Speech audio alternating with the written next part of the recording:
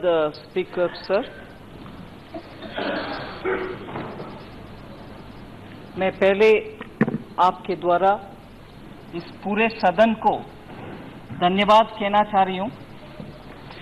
I wish to thank all members of this House who actively participated in the general discussion on the budget which was presented to this House. The discussions have been very much in detail, and the number of MPs who participated in the discussion makes me feel very reassured that this House shall give maximum attention to issues related to the economy, because, as I said during my budget speech, our emphasis is to ensure that economic growth, which is the prime instrument to bring Sabka Saath, Sabka Vikas, will be the focus of this government as much as national security. I wish to name and thank each one of the members who have spoken: Dr. Shashi Tharoor, Shri Jain Sinha, Shri T.R. Balu, Shri Kalyan Banerjee, Shri Vinayak Raut, Shri Santosh Kumarji, Shri Bhatruhari Mehtab, Shri Sukhbir Singh Badal, Shri Ramakrishna Raju, Kumar Danish Ali, Shri Sunil Tatkare, Shri Jagdampika Pal, Shri Pradyut Bordoloi, Shri Baidyanath Prasad Mahato, Srimati Aparajita Sarangi, Shri Tokihito Yeptomi, Shri Jugal Kishore, Shri Ramesh Viduri, Shri Harish Duvedi ji, Shri Rang Appa Chandu Barne, Shri Raksha Nikhil Khadse, Shri Bhagwant Maan, Shri Virendra Singh ji, Shri Nama Nageshwar Rao, Shri Vinod Kumar Sonkar, Shri Ramchandra Paswan, Shri Ganesha Murthy, Shri Vasant Kumar, Shri S.R. Parthiban, Shri Dr. Kirit P. Solanki, Srimati Pratima Mandal, Shri Nand Kumar Singh Chauhan, Srimati Ranjan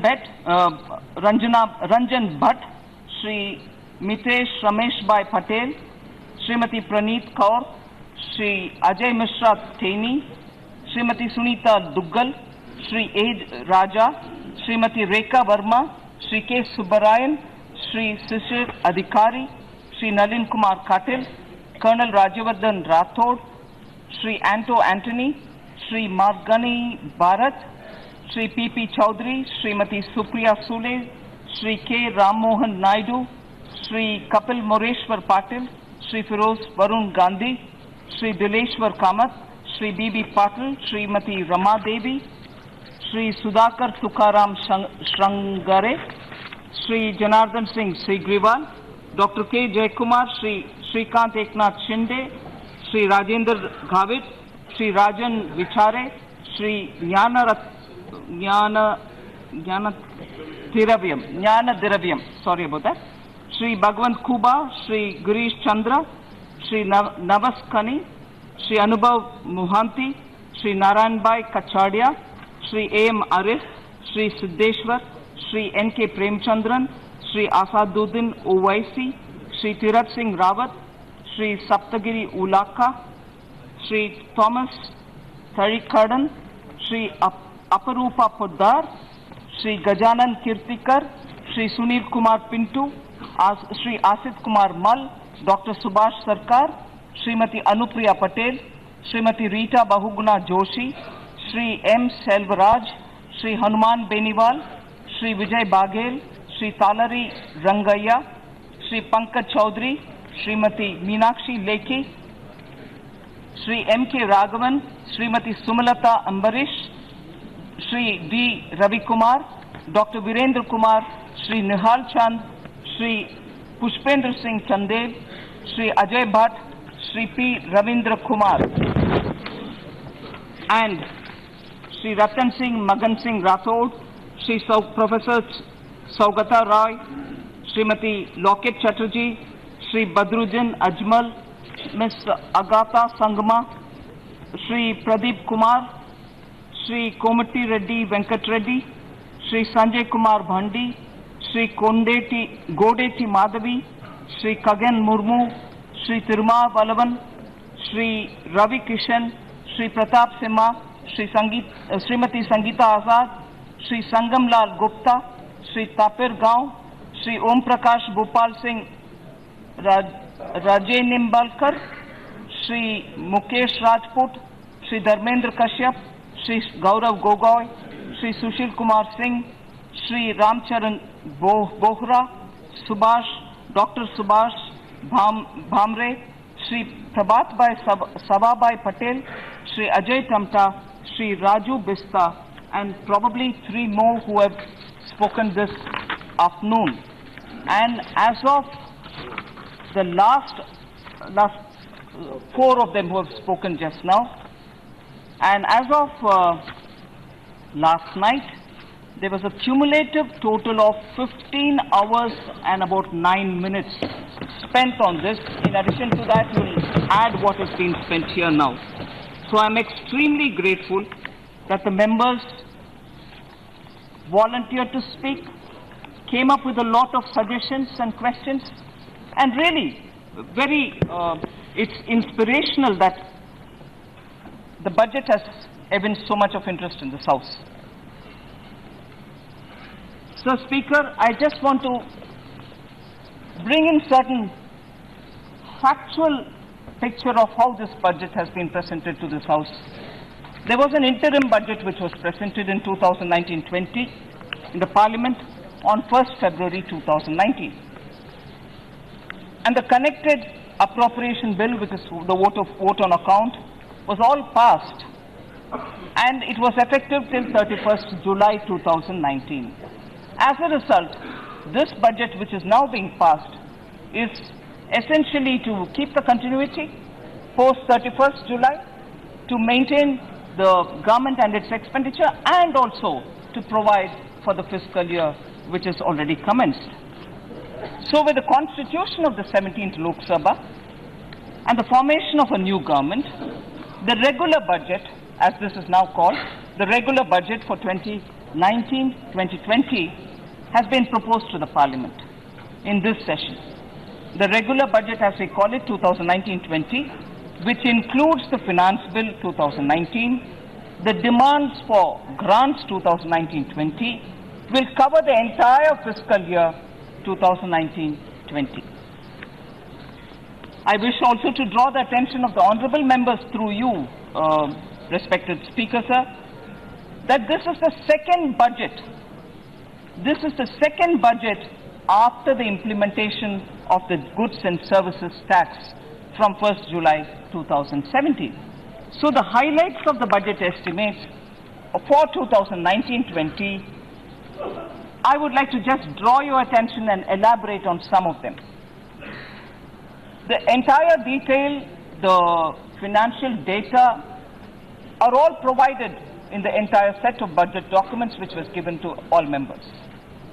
With a continued emphasis on empowering states, the total resources transferred to the states, including the devolution of state share in taxes and the releases under centrally sponsored scheme in B 2019-20 is estimated to be 13,29,428 crores. I repeat that number, 13,29,428 crores. This entails an increase of, this is important, this entails an increase of 82,845 crores over the RE of 2018-2019 and 2,44,298 crores more than the actuals of 2017-18. So I would want to emphasize that 2 years after the GST implementation, when even as we present this budget, we are very clearly saying that under the central sponsored schemes, the amount which is being spread is far higher than what it was earlier. Then the budget 2019-20 reflects the government's commitment, and I'm happy to say that. It reflects the commitments of this government to substantially boost investment in agriculture, substantially boost investment in social sector, particularly in education and in health, keeping the fiscal deficit at 3.3% of GDP as against the 3.4% which was envisaged in the interim budget. In the BE 2019-20, government is committed to continue the path of fiscal consolidation. Let me reassure this House that we are committed to continue the path of fiscal consolidation without compromising on the requirements of public expenditure placed by the various sectors. So there need not be any worries or anxiety that if we are really insisting on keeping the fiscal consolidation map, will the social sectors, will health, will education suffer? No, not at all. We are ensuring that they are taken care of, and this has been achieved through prudent rationalization of expenditure and mobilization of additional resources. In the budget estimates of 2019-20, those who are interested in the numbers, I would like to repeat here, the total expenditure is placed at 27,86,349 crores, showing an increase of 3,44,136 crores. The total expenditure of the government has increased by 3,44,136 crores over the BE of 2018-19, and an increase again of 3,29,114 crores over the RE 2018-19. So with figures, I wish to say here, not now.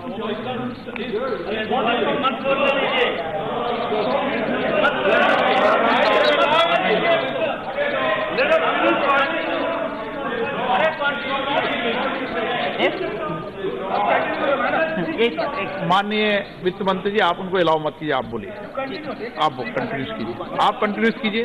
हाँ जी, मैं आपको बाद में मौका दूंगा।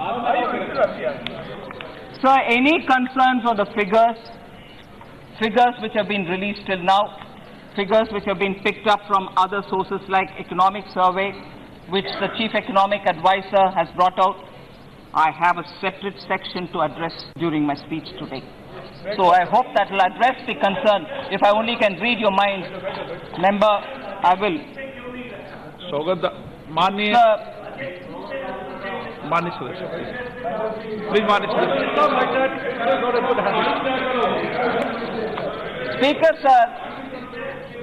Speaker sir, Professor Saugata Roy is very senior and has a lot of concern. Noticed my absence about not being in the House yesterday. And I shall respond to him and to the concerns that he's raised with just one comment to make. That data did not make a part of my speech, was something which I myself stood up to say as soon as I finished the budget speech, with your permission. And I wish Professor Saugata Roy heard me say that then, that it was part of the annexure to my speech and part of an entire budget document.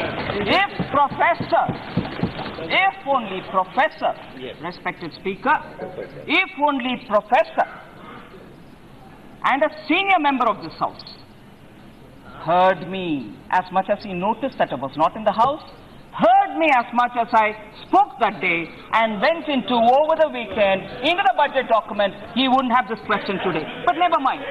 So I continue with your permission. To speak about my reply to the members. So the budget estimate clearly, which I've read out now, shows increase in government's expenditure. And the total expenditure includes a provision of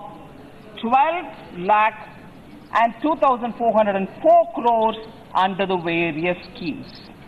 So the figures for expenditure, particularly on sectors which will be of keen interest for most of us, I have explained here. There is, of course, a lot of questions about tax receipts.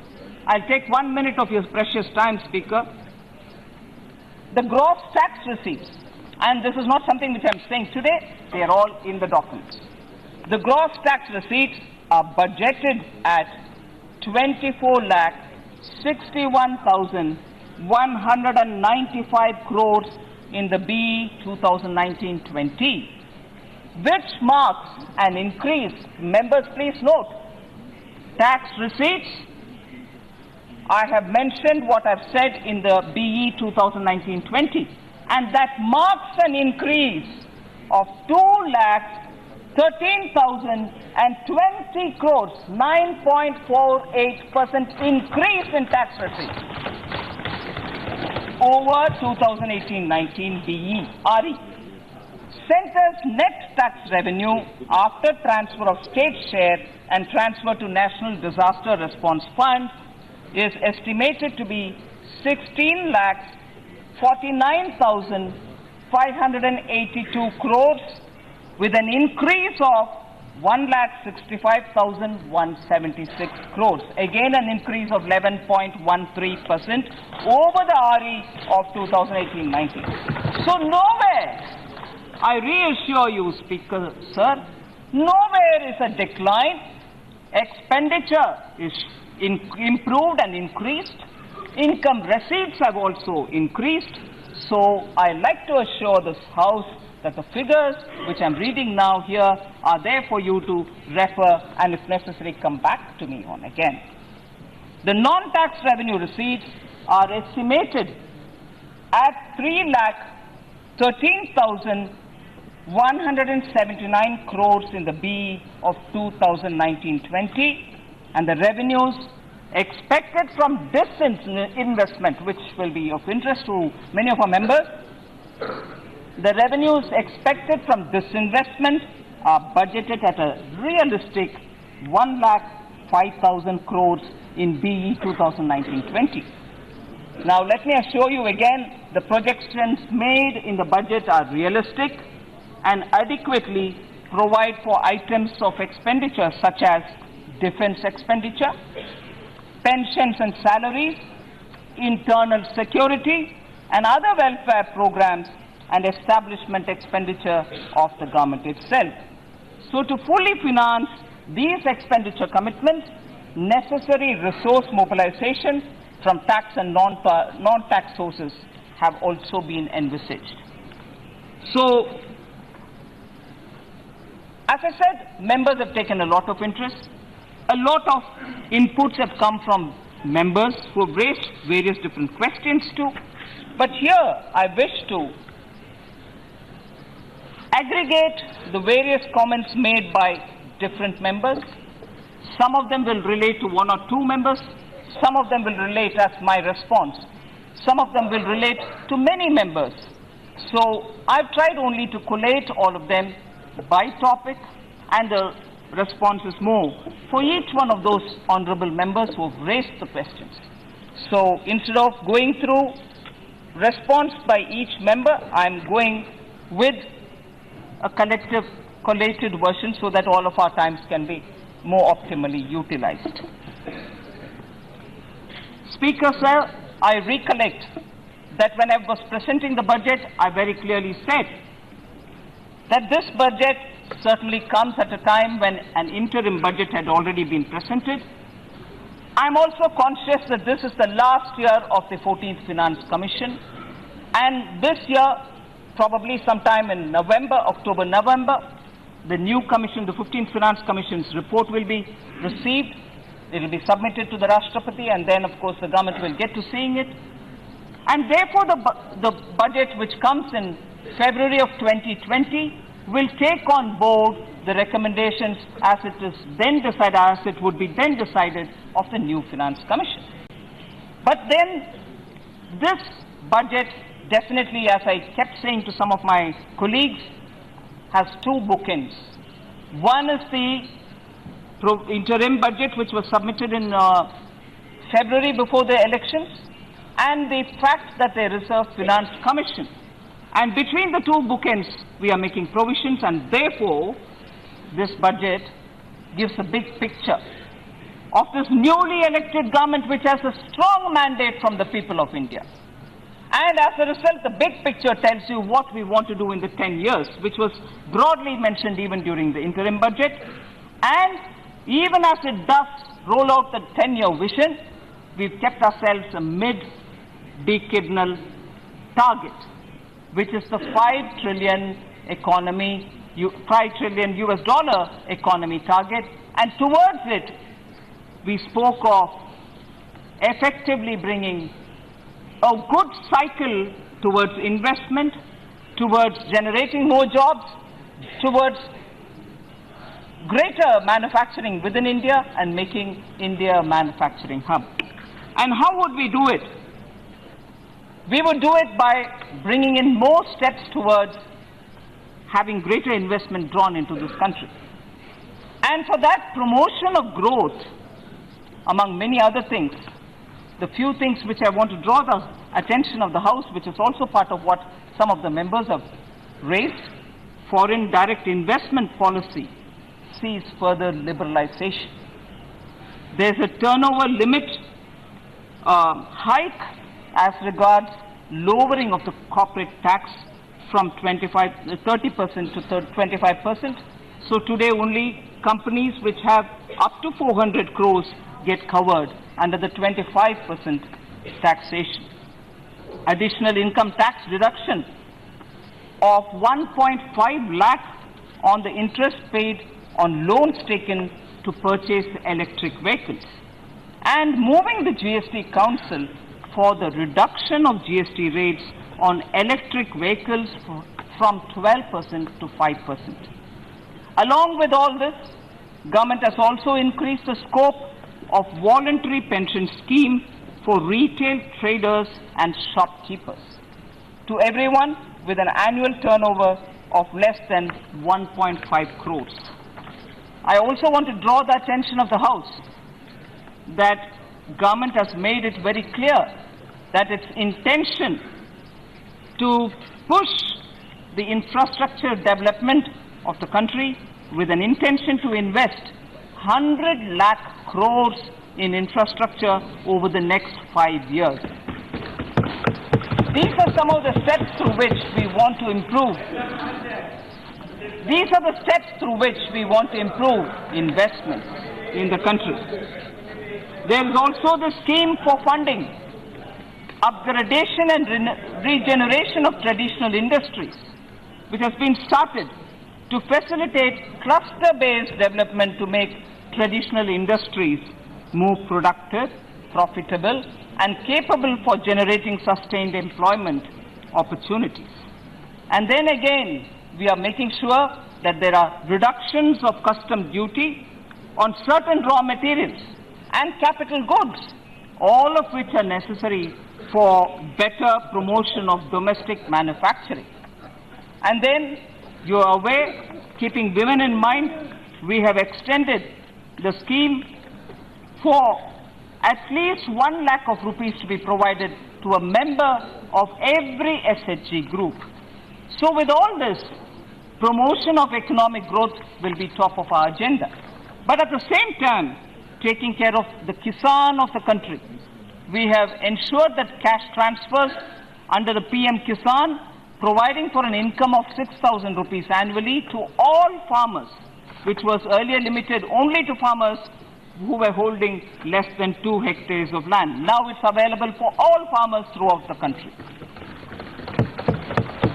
Further, to give focused attention to issues of growth, the government has constituted a 5-member Cabinet Committee on Investment and Growth chaired by the Honorable Prime Minister himself. So, if we have set the target of $5 trillion US, it is because we are also taking very strong steps for promotion of growth. And for promotion of growth, incentivizing investment ensuring that investment comes to this country, and it makes a collective sense for us to draw the attention of all the investments which can come, saying that this country has the correct ecosystem for it. And that is why policy changes are always prominently placed before the people. I come to the data which is of great interest for many of our members, and who actually have started, rightly because they want clarity, to question as to why there are so many different figures floating around. I'd like to say specifically on the GDP growth rate related questions which all members probably were meaning to ask me. The growth rate of the nominal GDP for 2019-2020 in the budget documents. I'm sure members are really all ears to hear me on this. I seek their complete attention so that all doubts are dispelled. The growth rate of nominal GDP for 2019-20 in the budget documents has been projected at 12% over the advanced nominal GDP estimates of 188,40,731 crores for 2018-19. The advanced estimates of 2018-19 were released. The dates are important. The advanced estimates for 2018-19 were released on 7th January 2019. The next, which is equally important so that all the gaps can be filled up. The growth rate of nominal GDP for 2019-20 in the economic survey. Please note, the first one which I said was for the budget documents. This is about the economic survey.